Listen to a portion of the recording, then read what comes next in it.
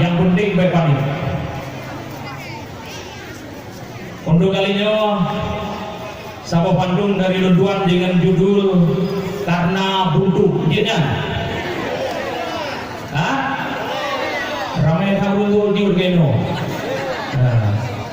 Memang kadang yang melu minobu. Sapa judul dengan judul Karena Buntu. Munyo udet hana tabir, hanjir kubur, umu dan nyawa.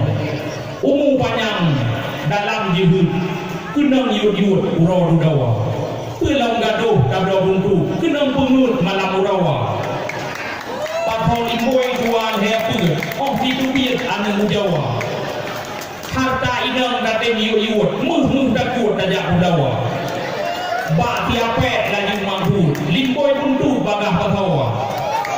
Anu purmo kaki perut, atau kanon hana bawa. Wate talu ape diku, muka perut juah budawa. Badan-badan makin bijut sampai popir hana wawa.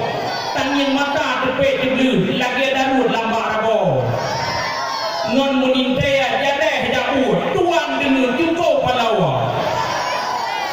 Lam ija grong limboy hempur kenang pengun lewat rumpawa.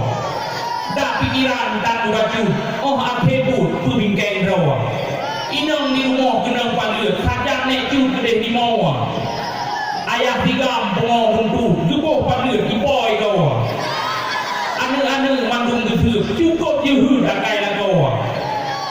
Gase sayang dan baju talo buntu buate gawa.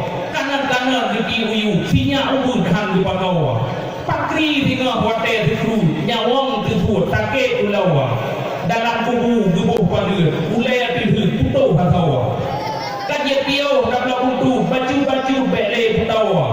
Anu rumah tanggung jauh salah kubur dau tangan po. Ulun pegah bunyi gebut tajak gebut malam roh.